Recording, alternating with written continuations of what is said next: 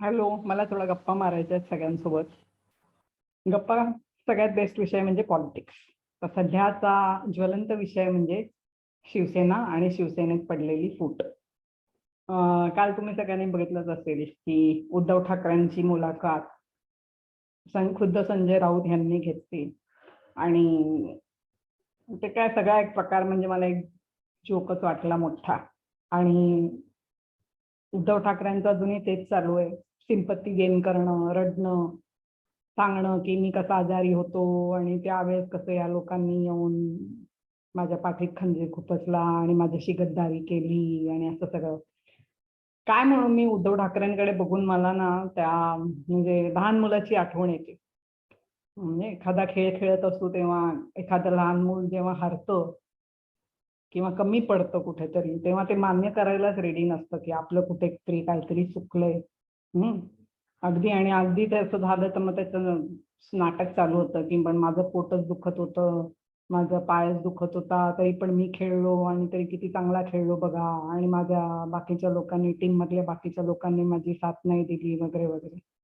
अरे पण तू कुठे कमी पडलायस, त्याच्याबद्दल बोल, काय झालं असेल. ते ओरडून ओरडून इतके सगळेजण सांगतायत की आम्ही तुमच्या बरोबर आहोत, आम्हाला शिवसेना सोडून जायचं नाहीये, आणि ओपनली सांगतायत की काय चाललं होतं, कसे बाकीचे लोक त्यांच्या खात्यामध्ये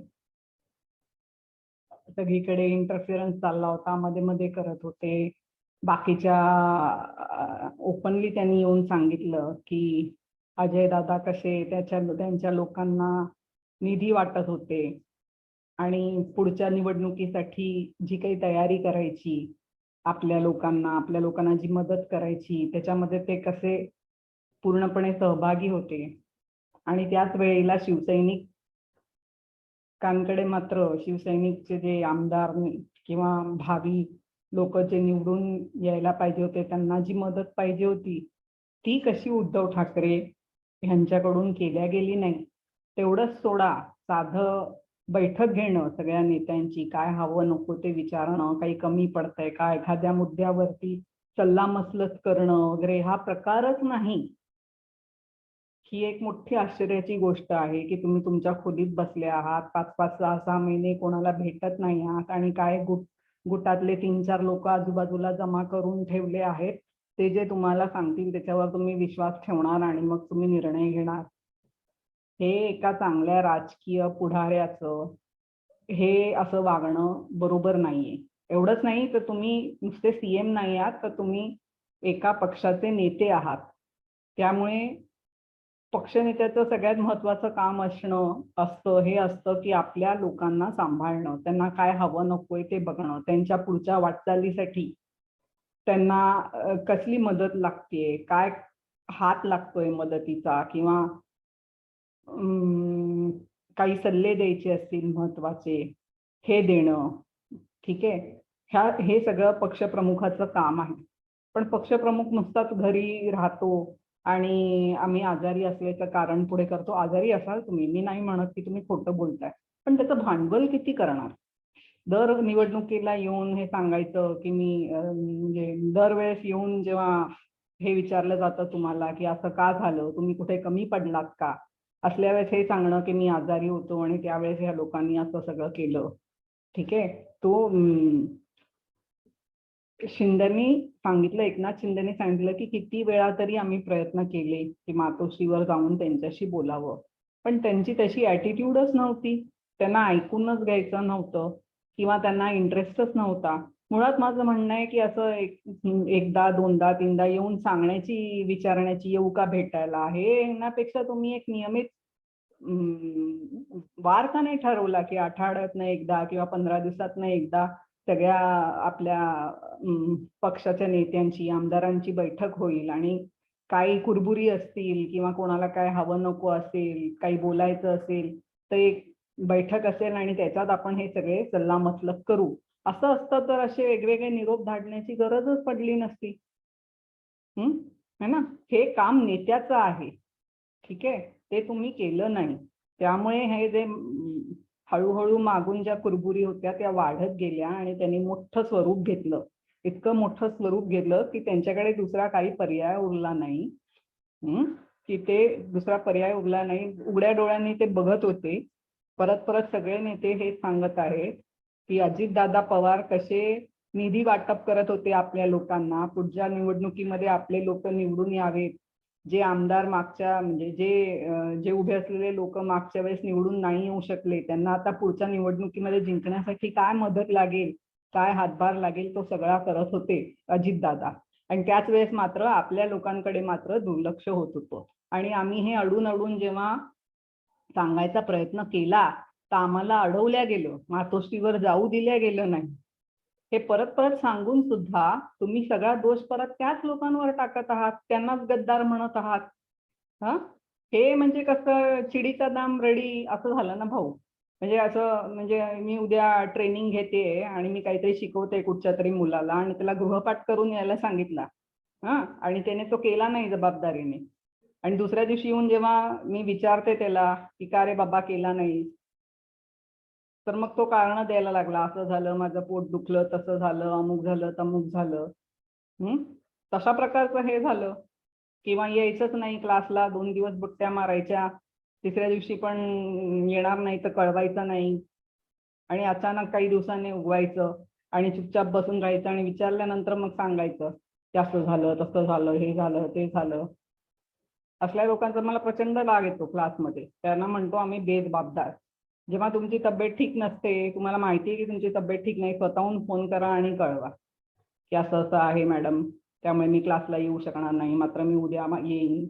अशी एक पद्धत असते. तसं तुम्ही आजारी आहात, कबूल आहे, पण आजारी आहात, तुमचं दुर्लक्ष होत आहे, तर त्याच्यासाठी काही तुम्ही आजूबाजूला काळजी घेतली का? की आपल्या या मोठ्या, बरं प्रदीर्घ काळ तुम्ही आजारी आहात, असं नाही की खूप वेळ आजारी, खूप कमी वेळ आजारी आहात, तर इतक्या वेळ तुम्ही आजारी आहात, तर आजूबाजूला काय चाललंय, त्यावेळेस आपल्या लोकांना काही अडचणी आल्यात तर त्यांच्याकडे ऐकायला कोणी आहे का? त्याच्यासाठी तुम्ही एक मीटिंग, फोनवर पण मीटिंग घेऊ शकता. मीटिंग घ्यायला किती वेळ लागतो? हल्ली ऑनलाईन मीटिंगा होतात.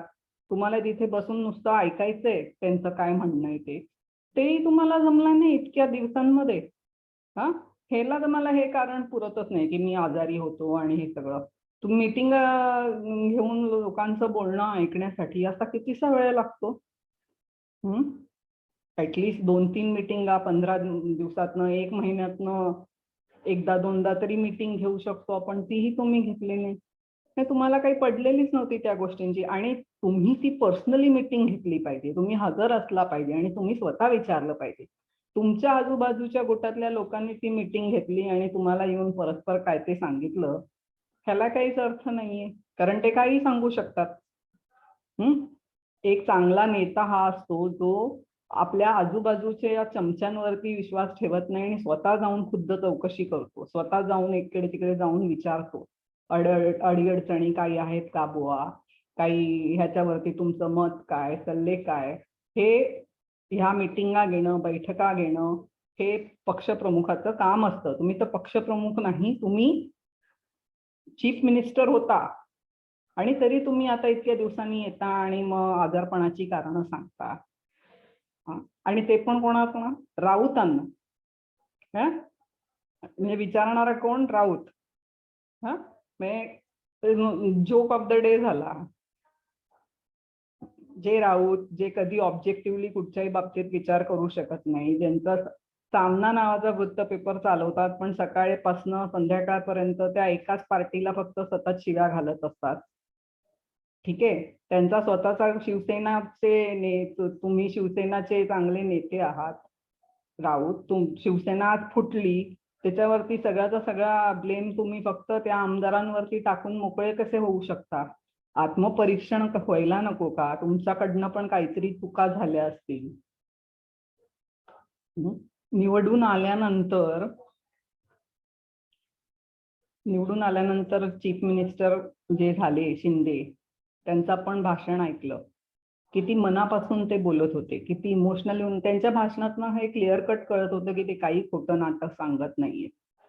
इतके दिवस ते जे गप्प होते आणि बघत होते आणि जे काही बोलणं ऐकत होते, त्या दिवशी त्याच्याबद्दल त्यांनी मनापासून सगळ्या गोष्टींना उत्तरं दिली की आम्ही का फुटलो, आम्ही का तिकडे गेलो, काय काय चाललं होतं, हे सगळं इतकं क्लिअरली सांगून पण जर तरी पण कालच्या मुलाखतीमध्ये उद्धव ठाकरेंचं परत मेरी मुलगी की एकीच टांग असेल, मीच बरोबर, मीच कसा आजारी, तुम्हीच कशी गद्दारी केली, तुम्हीच कसा पाठीत खंजीर खुपसला, असं जर असेल तर मग काय म्हणायचं आता ह्याच्यावरती. या कालच्या त्या मुलाखतीमुळे आणि त्याच्यानंतर आदित्य ठाकरेंनी जे काही आदित्य ठाकरेंचं बोलणं चाललंय, गद्दार म्हणणं आणि असं सगळं, त्याच्यामुळे जी म्हणजे शक्यता होती की तुम्ही जी शिवसेना फुटली आणि त्यांच्यामध्ये जे कम्युनिकेशन गॅप झालं आहे, ती कम्युनिकेशन गॅप भरून काढण्याऐवजी ती कशी मोठी होईल ते आणखीन तुम्ही बघता. आणि आता तर काय आदित्य ठाकरेंनी म्हणजे तुम्ही तुमच्या या आत्ताच्या 2-3 दिवसाच्या भूमिकेवरनं, उद्धव ठाकरे आणि आदित्य ठाकरेंच्या भूमिकेवरनं हे कळून लक्षात येतं आहे की आता त्यांनी उघड म्हणजे हे प्रयत्न करायचाच नाही थांबवलाय की समजून घ्यायचं की बाबा कुठे कमी पडलो, काय झालं आणि परत ते आपल्याकडे परत येऊ शकतात का नेते, हा प्रयत्न करायचाच नाही. सरळ त्यांना सगळा ब्लेम टाकून दुसरा काहीतरी मार्ग आता आपण घ्यायला पाहिजे आणि आपण एकटं लढू आणि एकटं अमुक करू तमुक करू असं पावित्रा घेतलेला दिसतोय. ठीक आहे, त्यांचा चॉईस आहे, पण एकच माझी कळकळीची विनंती आहे लोकांना एस्पेशली, आणि मी लोकांचंही बघते. मी तुम्हाला सांगते, भारतातली लोक, इंडियन लोक एस्पेशली फार इमोशनल, आणि जेव्हा कोणी सिंपती घेतं ना त्यांना कळत नाही उद्धव ठाकरेंचं जे चाललंय, मी कसा गरीब. ज्या दिवशी त्यांचं सरकार पडलं त्या दिवशी उद्धव ठाकरे येऊन ज्या पद्धतीने बोलले, अगदी 2 मिनिटं मलाही वाटलं अरे रे वाईट झालं, फार वाईट झालं. ती एक वाईट झालं, एक आपली जी मनातली एक इमोशन असतं ना, त्याच्यामुळे आपण जाऊन ना वोट देऊन येतो. पण त्याच वेळेस आपण जर बुद्धीने पण विचार करत असतो तर आपल्या लक्षात यायला पाहिजे की आता हे सगळं रडारडी आणि हे सगळं चाललंय, सिंपत्ती गेन करणं चाललंय, पण इतके दिवस बाकीच्या लोकांनी काहीतरी एवढा अनुभवलेलं असेल, ते काय साधं सोपं नाही की आज उठलं, शिवसेना फोडली आणि तिकडे निघून गेले. मागे असे कितीतरी वेळ आल्या आहेत. बाळासाहेब ठाकरे गेले तेव्हा, किंवा पण तेव्हा नाही हे सगळे आमदार फुटले, तेव्हाही जाऊ शकत होते. जर त्यांच्या रक्तातच असतं तर तेव्हाही फुटले असते, पण राहिले ना तुमच्यासोबत, साथ दिली ना तुम्हाला इतक्या सगळ्या गोष्टींमधनं. मग आता आज जर ते असं काहीतरी करत असेल तर काय कारण आहे बॉ, हे जाणून घ्यायचं. ते त्यांनी घेतलं नाही जाणून. त्यांच्या ऍडमिनिस्ट्रेशन मध्ये सगळी गोची होती आणि आता येऊन तुम्ही रडताय आणि सिंपत्ती गेन करू पाहताय. बरं, किती वेळा, एकदा झालं, एकदा लोकांनी अख्ख्या महाराष्ट्राने तुम्ही ज्या दिवशी सरकार पडलं तुमचं येऊन सिंपत्ती गोळा करून झाली, आता परत तुम्ही तेच करताय. परत म्हणजे तुम्ही ह्याला एक राजकीय मुद्दा करायचा, म्हणजे सिंपत्ती गेन करून वोट कसं आपल्याला मिळू शकतं ह्याचा तुम्ही एक मार्ग अवलंबला आहे. आणि सॉरी टू से, पण महाराष्ट्रातली जनता शिवसेनेच्या प्रती एवढी भावूक आहे की निवळ आणि निवळ बाळासाहेबांचा मुलगा आणि त्याच्याबरोबर कसं वाईट होतंय म्हणून जाऊन त्याला वोट देतील. तर कृपया असं करू नका, ठीक आहे. ह्या गोष्टीकडे दुर्लक्ष करू नका की ठीक आहे, हा माणूस आत्ता रडतोय, आत्ता सिंपत्तीने सांगतोय की माझ्या बरोबर असं झालं असंच, पण हे असं दिसतं तसं साधं सोपं नाही आहे. त्यांच्याकडून पक्षप्रमुख म्हणून जे कामकाज व्हायला पाहिजे होतं ते नीट झालं नाही. ते जसं व्हायला, इतके लोक आमदार, बाकी नेते इतके ओरडून ओरडून सांगतायत की असं असं होतंय बघा, पण त्यांनी लक्ष दिलं नाही, ठीक आहे. आणि आता ही भूमिका येणं आणि सिंपत्ती गेन करणं आणि दुसऱ्यांना गद्दार म्हणणं सरळ सरळ, की हे म्हणजे खूपच चुकते असं मला वाटतं. आणि जनतेने ह्याला बळी पडू नये आणि शिवसेना आणि बाळासाहेबांचा ठाकरेंचा मुलगा म्हणून जाऊन, नातू आणि मुलगा म्हणून जाऊन वोट देऊ नये. हे आपली जी ऍटिट्यूड असते ना की मोठा नेता आहे, निवळ त्याचा मुलगा म्हणून त्याचं कर्तृत्व कमी पडत असतानाही जाऊन त्याला नुसतं सिंपथी म्हणून, का तर मोठ्या नेता बाळासाहेब मोठे नेते त्यांच्याबद्दल आपुलकी म्हणून त्यांच्या मुलाला निवडून देणं, आणि तोही समोरून म्हणतोय तो उद्धव ठाकरेंचं म्हणणं आहे की माझ्या बाबांचं नाव का वापरता. मला उद्धव ठाकरेंना विचारायचं की तुमचे वडील हे काय फक्त तुमची प्रायव्हेट पर्सनल प्रॉपर्टी होती का? तुमचे वडील शिवसेनाचे पक्षप्रमुख होते, ते तुमचे तितकेच ते बाकी नेत्यांचे पण आहेत. आता जे गेले ना, जे अजूनही सांगतायत, ते सगळ्यांची कारकीर्द 15-15, 20-20, 30-30 वर्ष शिवसेनेमध्ये आहेत ते, आणि त्यांनी तुमच्या वडिलांच्या हाताखाली कामं केलेली आहेत. त्यामुळे ते म्हणू नका नुसतं की माझ्या वडिलांचं नाव का वापरताय. That is not your personal property की तुम्ही असं सांगणं. ते तुमच्या वडिलांचं नाव नाही वापरत, ते त्यांचे जे पक्ष नेते होते इतके दिवस, ज्यांच्या खाली त्यांनी इतके वर्ष काम केलेलं आहे, त्यांच्याबद्दल ते बोलतायत, त्यांचं नाव वापरतायत. आणि नुसतंच तुमच्या वडिलांच्या हातात, म्हणजे वडिलांनी नाही, वडिलांनी आणि त्यांनी एकमेकांनी हातात हात घालून कामं केलेली आहेत. त्यामुळे नुसतं काही असं नाहीये की it's not a one way traffic. त्यांनी तेवढी कामं केलेली आहेत, त्यांनी तेवढे कष्ट उपसले आहेत. असं नाहीये की आज उद्या आलेत आणि त्यांना कोणी आमदार बनवलंय. असं नाहीये की वडील गेले आणि लगेच आपल्या मुलांना त्यांनी पुढे गादी चालवायला दिली. तसं कोणाच्या बाबतीत असेल हे तुम्हाला माहितीये, पण ते त्या नेत्यांच्या बाबतीत नाहीये. त्यामुळे जर आज हक्क सांगायचा झाला बाळासाहेब ठाकरेंवर, तर कदाचित त्यांचा हक्क थोडासा जास्तच असेल तुमच्यापेक्षा पॉलिटिक्स या विषयामध्ये किंवा राजकारण या गोष्टीच्या मध्ये, कारण ते त्यांचे राजकीय नेते आहेत इतक्या दिवसांपासून. आय होप की आदित्य ठाकरे आणि दुसरी गोष्ट म्हणजे हे जे उद्धव ठाकरे आहेत ते परत त्यांना सांगण्यात येत आहे की पवारांच्या बोलण्यात येऊ नका. पवार कसे आहेत ते सगळ्यांना माहिती आहे. हे युती सरकार फॉर्म जेव्हा झालं तेव्हा हे माहिती होतं. हे तेव्हाच माहिती होतं की चीफ मिनिस्टर उद्धव ठाकरेंना केलंय, पण बाकी सगळे चांगली मालदार खाती हे एनसीपी कडे जाईल आणि काँग्रेसकडे जाईल, आणि ह्यांना फक्त मुख्यमंत्री बनवून, हे चीफ मिनिस्टर बनवून दिलं, त्याच्यात हे खुश. तर ते पण ऍक्सेप्ट केलं त्यांच्या लोकांनी. पण हळूहळू पुढे जे व्हायला लागलं की नुसतंच तेवढं नाही, तर आता आपली जी लोक आहेत त्यांना निधी देणं आणि शिवसेनाच्या लोकांकडे दुर्लक्ष करणं आणि कशी सोय बघणं की पुढच्या इलेक्शन मध्येही फक्त आपलीच लोक निवडून येतील आणि शिवसेनाची कशी पडतील, हे सगळं सुरू झालं होतं. आणि तरी उद्धव ठाकरे यांचं या सगळ्या गोष्टींकडे दुर्लक्ष होतं. ठीक आहे. आणि पवारांनी तर मोठा गेम केला.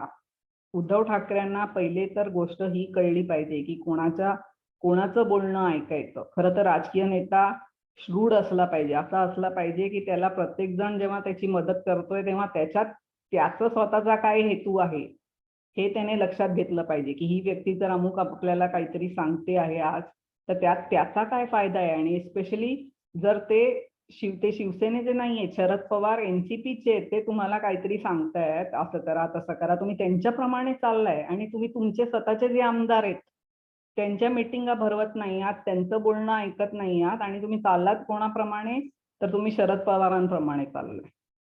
आज काही पण सल्ला शरद पवारांनी दिला तर ते त्याच्यात हेच बघतील की आपला पक्ष कसा फायदेमंद राहील. ते हे नाही बघणार की शिवसेनाचं फ्युचर कसं राहील, शिवसेनाची लोकांची प्रगती कशी होईल.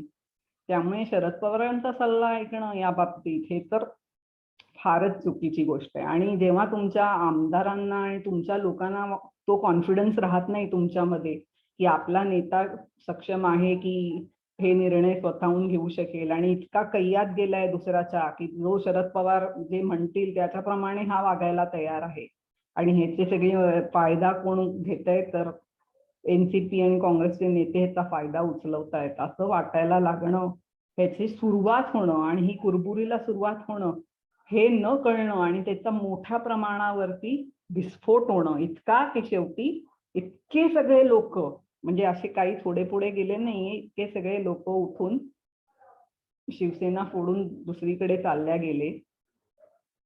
आणि तेव्हा जाऊन आपल्या उद्धव ठाकरेंना जाग आली. आणि त्याच्यानंतर काय चाललंय, रडारडी चालली, सिंपत्ती गेनिंग असा सगळा बनाव चाललाय.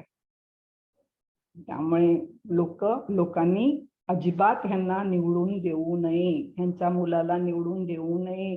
ही जी आपली ऍटिट्यूड आहे ना की नेत्याचा मुलगा म्हणून जाऊन सिंपतीपोटी त्याला वोट देणं, त्याच्या चुका पोटात घालणं, हे करू नका. कारण परत केलं तर परत ते लोक शिकणार नाहीत आपल्या चुकांमधून आणि ह्याच गोष्टी चालू ठेवतील. हाच पायंडा पडेल. आपल्याला हा पायंडा पाळायचा नाही आहे. आपल्याला हे दाखवून द्यायचं आहे की चांगला राजकीय नेता जर असेल, चांगला ऍडमिनिस्ट्रेशन करणारा असेल, आपल्या लोकांकडे लक्ष देणारा असेल, प्रॉपर मिटिंगा भरवणारा असेल, लोकांची मदत, चीफ मिनिस्टर आहे, व्यवस्थित लोकांची मदत करणारा असेल, तर आम्ही निवडून घेऊ. तुम्ही बाळासाहेबांचे मुलगा आहात म्हणून तेवढंच तुमचं क्वालिफिकेशन आहे आणि म्हणून तुम्ही सिंपत्ती गेन करायचा प्रयत्न केला की मी कसा आजारी होतो आणि माझ्याबरोबर कशी गद्दारी केली, ह्याचं भांडवल करून मतं मागतंय कोणी आणि तर आपण त्याला मतं देऊ नये. ठीक आहे, आपण खत पाणी घालू नये. हा सगळ्यात मोठा मूर्खपणा ठरेल. तेवढंच. थँक्यू.